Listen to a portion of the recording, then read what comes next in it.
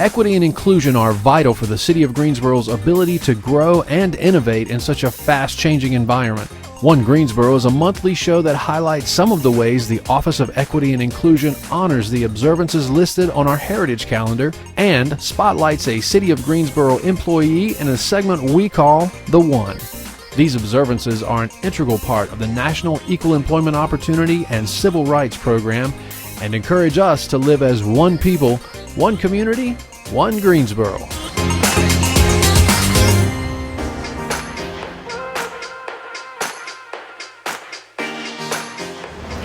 During the month of February, we are celebrating African American Heritage Month for our Heritage Calendar with the City of Greensboro. And what better way to celebrate than to come and visit the International Civil Rights Museum. This museum serves an important place in history, not only for the City of Greensboro, but also for the entire world.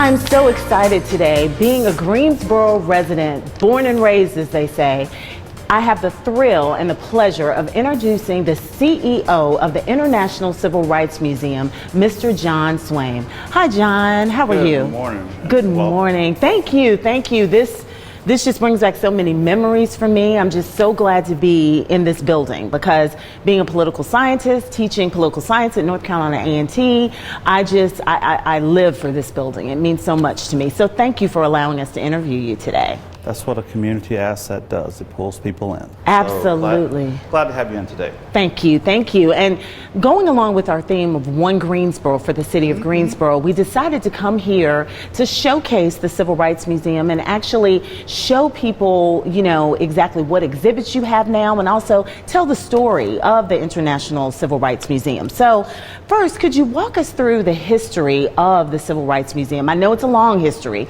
but just maybe the history of how we morphed from Woolworths to the building we're standing in now. Yes. When Woolworths closed in 1993, two local co-founders and business activists, Melvin Skip Austin and Earl Jones, came together when they learned that the building was about to be torn down, and they decided they wanted to preserve some of the fabric of Greensboro. So they moved along and raised some funds with other city leaders, acquired the property, and over a number of years, up until 2009, we were able to acquire some outside funding from tax credits, New Market, state and local tax credits, to recondition the building and turn it into a world-class museum. We have people coming from all over the globe here. We opened the doors in 2010 on the 50th anniversary of the sit-in movement, and this week we are celebrating the 60th anniversary. Going with the theme of what you just said, One Greensboro, because what came to mind when you were describing that was this is the People's Museum, not to give you a tagline, but it's not just for African Americans to come and view the heritage and the history. Would you also say it's for all citizens of Greensboro and beyond? My goal is to make sure that all citizens in Greensboro and other states around the globe see themselves in this museum, see themselves as actors on a broader stage to bring about powerful changes. There has just been so much sadness and so many people have lost their lives over silly things, racism, guns, and all of these things. We want folks to come in and realize that we have so much in common and that together we can build a better future for all of our posterities. Absolutely, and not just the children, because I hear some children, I believe, coming in upstairs. All ages are welcome. We've got groups coming in early this morning, and the calendar is booked out for quite a while. But we also host educational programs for adults every month. People can go to our website and follow along or sign up to be on our e-blast to learn about all the programs that we constantly have coming through. So. Wonderful, and I'm sure we'll provide some information on that a little later. Could you tell us of some of the the exhibits that are here at the museum? Because I believe I was here a few months ago. I don't recall this behind us. Yes. Tell us about some of the exhibits. This exhibit behind us is entitled Ordinary Hero by Joan Mulholland Trumpauer. We honored her at our gala last year, and people were just very impressed with her story as a freedom fighter, as a civil rights activist, and she's a Delta. Everywhere she goes, she just gathers a lot of attention. So a lot of folks have really enjoyed reading about her life, and we have some materials in the gift shop that folks can take home with them. I also have an exhibit on King that we just opened up a couple of days ago. And we will be bringing one pretty quickly on the Green Book, the motorist Green Book. Wow, okay. There are a number of exhibits that we're working on right now to bring to the community. I get so excited, as you can tell. Like I said, the political scientist in me, I'm just like, oh, so I will be back. Yes. I'll be back. So my other question is, I know a lot of people have asked, how long on average does it take to truly visit so people can, book their day and spend some time? How long would you say it takes to get through everything? On average, it takes about an hour and 15 minutes to go on the basic tour of the museum. But some people come and they want to sit in the auditorium and watch a documentary film. During the month of February, we'll have the February 1 documentary playing for people who have not seen that. And also, there are other exhibits they're welcome to see on their own. We just packaged up the AIDS quilt and sent that back because World AIDS Day was December 1st. So we're transitioning some additional space in the museum for another exhibit to come in. Some people come and spend about 2 or 3 hours here. Wow. So on average, if you want to come in just for the guided tour, and I recommend the guided tour because it's one of the best things that you're going to get in Greensboro. And it will change you. People will walk out with a very positive experience about the work that we have to do in this country. Absolutely, so, absolutely.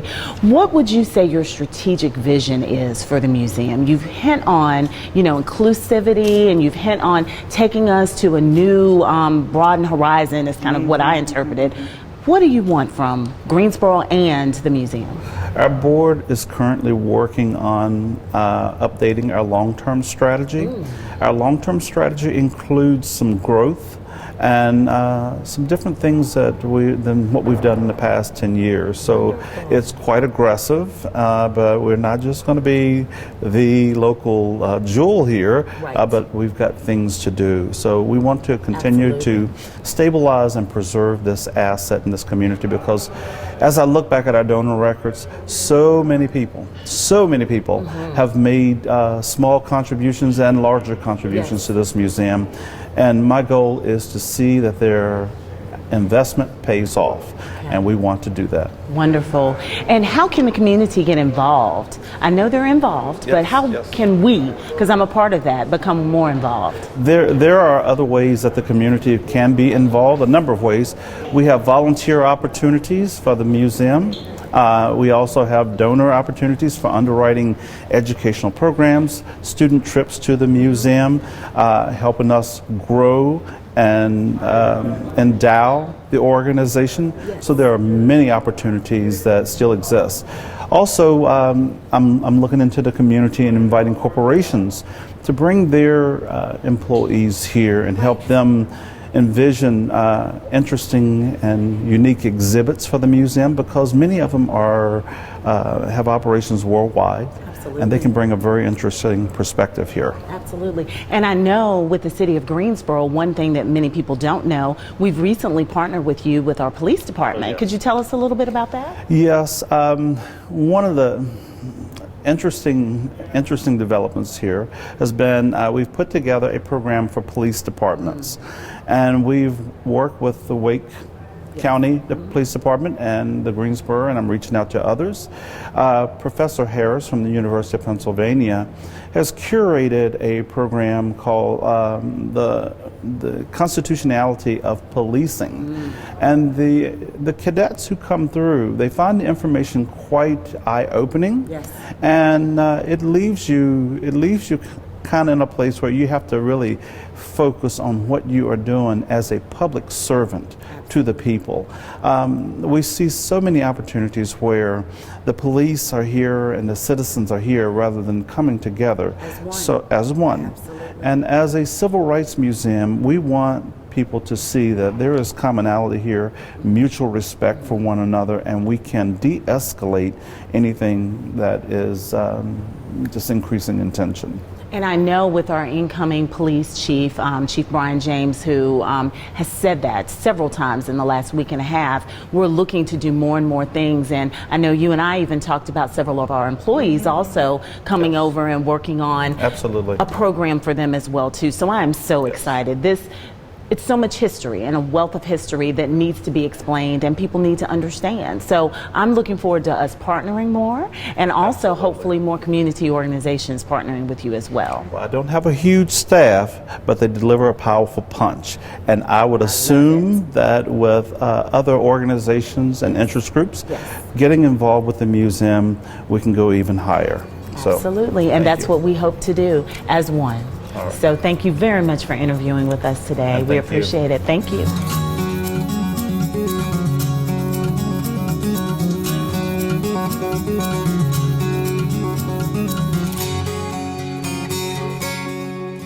Welcome to this edition of The One. The One is an intimate conversation with City of Greensboro employees that are working to create a culture of oneness in our organization and in our city. This conversation will allow you to get to know them and hear their journey and their thoughts to create One Greensboro. Our employee this month, I am so happy to say, is Police Chief Brian James. Hello, Chief James. How are you? Good. How are you? Good. Could you tell us a little bit about yourself and tell us about your new role that you've been recently elected into, put into? What's the proper word? Selected. Selected into, yes. If you could tell us a little bit about you and your role. Well, I grew up here in Greensboro on the northeast side of town along the Phillips Avenue area. Had an opportunity to go through the Greensboro City Schools, graduated from Page High School, and had a great opportunity to go to North Carolina A&T State University. And shortly after that, I entered into law enforcement. The role that I've just been selected for, I've actually been with the Greensboro Police Department. It'll be 24 years next month as a police chief. In this role, I will have supervision and authority over the police department, of course. Also tasked with going out into the community, talking to our residents, building the relationships, and also making sure our officers are doing the same thing and making sure that they have the resources they need to do this job properly and do it the right way. Wonderful. Yes. So Chief James, because you know we both are from Greensboro, and we both know Smith is the best. Ben L. Smith High School is the best. And I'm glad that you had a great experience at Smith, but I had a wonderful experience at Page High School, and I attribute that partly to why I've been able to serve in this position. And I will give you that. Thank you. Thank so you. Our next question is, what is the most exciting project that you're working on right now for the City of Greensboro? Well, right now we're actually working with a company around behavioral health response to mental health calls. And we've been in conversations with, of course, city officials as well as officials from the company. So what we're looking at is how we can better respond to calls involving persons who are suffering from mental illness. And so we'll have civilian clinicians that will respond with us to assist us with those calls. And what we hope is that it'll enable us to better respond, but in addition to that, give them the resources they need to address the issues that they have so that we don't get the repeat calls and that they actually get the help that they're seeking. Absolutely wonderful. I know we've been working on that project for quite some time, so that is definitely exciting. Who would you say, shifting a little bit, who inspires you or who inspired you to get to where you are today?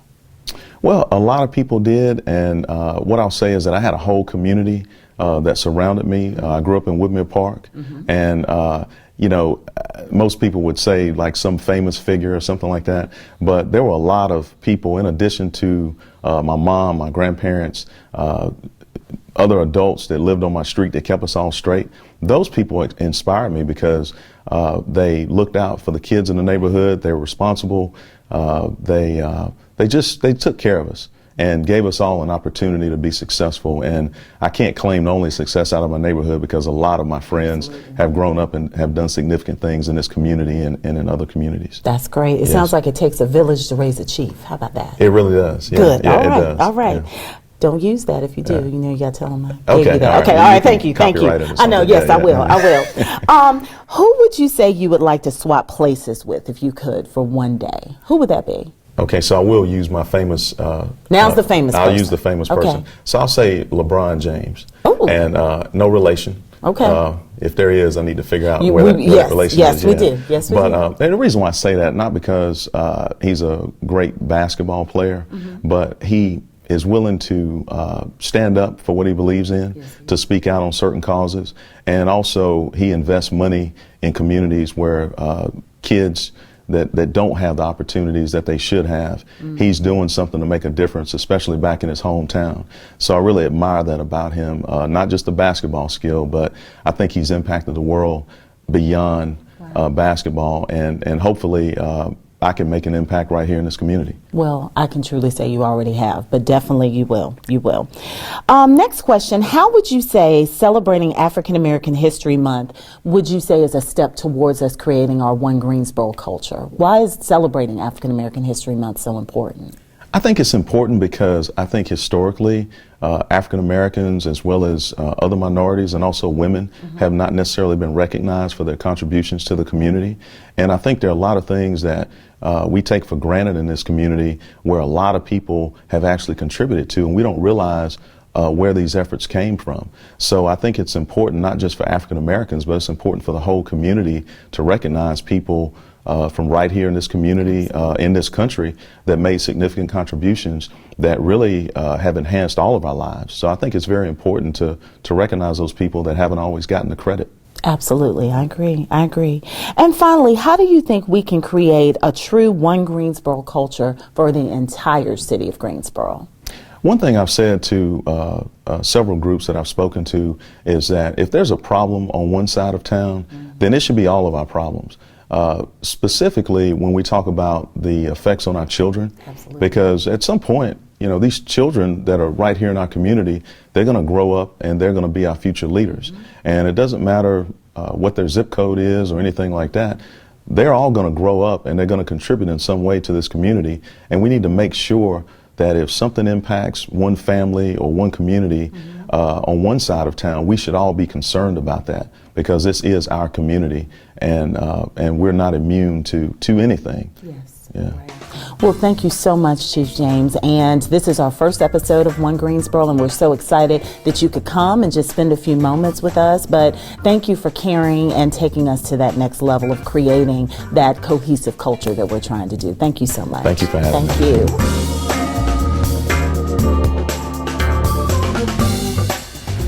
Now we continue our journey, and we are about to take a journey down finding out what the Black History Heritage Ride is all about. And I am so excited. I've talked to this individual several times. He is a good city friend and a good friend, and I'm so excited for him to tell me about what we're about to venture into as far as this bus is concerned. Hi, Kevin. How are you? I'm good, Maria. Good to see you. Good to see you as well. And everyone, this is Kevin Elwood, and I'm going to let him tell you a little bit about what he does for the city of Greensboro. Well, I am the Marketing and Communications Specialist for the Public Transportation Division, and my primary job is the marketing of Greensboro Transit Authority and its related services, which consists of GTA fixed route services, SCAT paratransit services, and HEAT, the Higher Education Area Transit Service, which serves primarily college students in the area. Wonderful. And when it says Heritage Ride, tell us about where you got that name from. Why is it Heritage Ride? Well, this was created back in 2016 as a way to help unite the community, to be able to take a look at Black History Month and show how the different aspects of Black history brought about not only by African Americans, but people of other races as well, has helped to improve the lives of African Americans and the country as a whole. Okay. And is there a motto or a slogan that I heard about that you all use as far as the ride is concerned? Well, we like to think of it as a ride with pride, because we want people who step on this bus to be able to be proud of their heritage, where they come from, but more importantly, where they're going.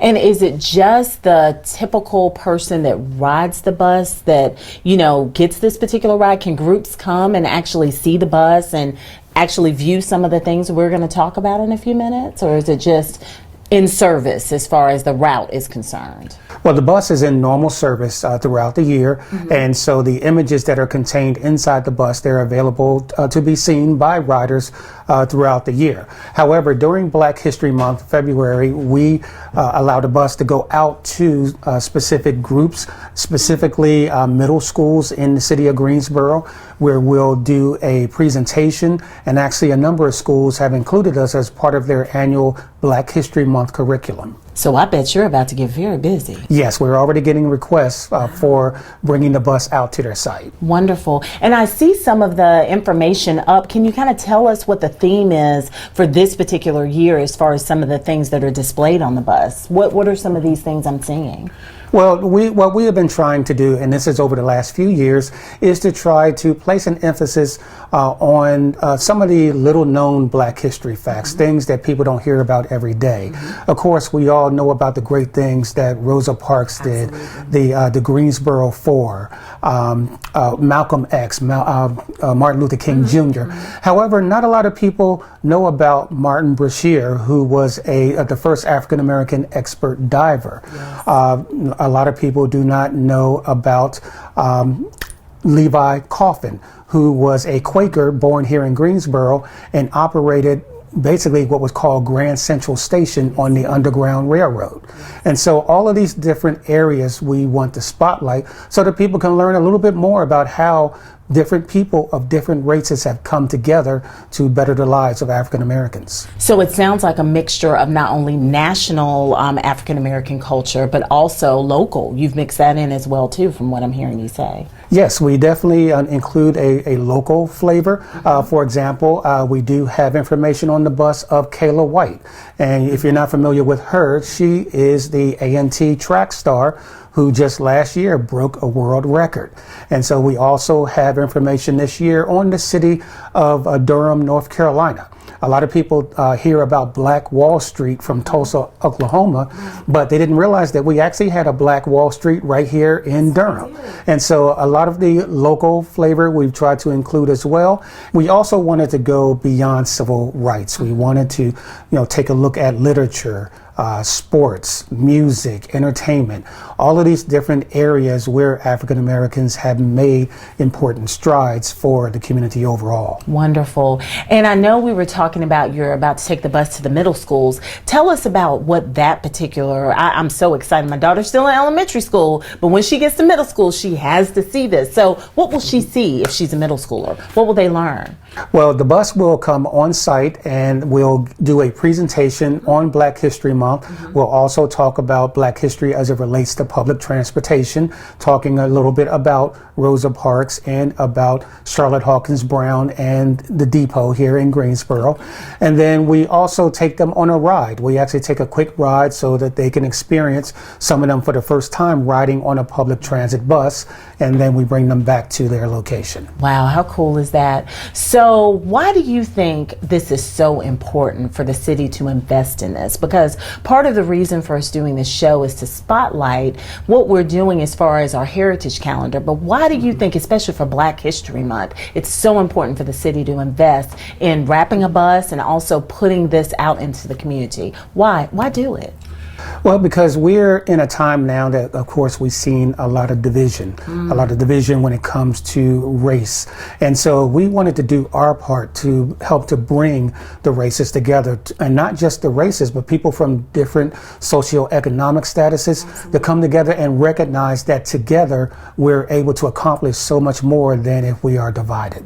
And that is part of our theme, One Greensboro. It's ironic you say that. So this is the perfect opportunity for us to do that. And I'm so excited that the bus is in circulation year round. So people won't be confused when they see it. It's not just Black History Month. The bus will roll year round. Is that correct? That is correct. And actually, anytime you want to find the Black History Heritage Ride bus, you can download our free bus tracking app from our website, and then you just look for bus number 777-HR, and you'll be able to see where that bus is at any particular time. That's easy. That's almost a song back in the day. I'm dating myself now, Kevin. It used to be a 777. 9311. There you go. There you go. But just add the HR instead of 9311. I love it. Wonderful. Is there anything else you'd like to tell our viewers to kind of leave them with about this wonderful opportunity that hopefully some of the children will see? And again, if they just want to come and ride the bus, I'm sure some of our City of Greensboro residents, they can come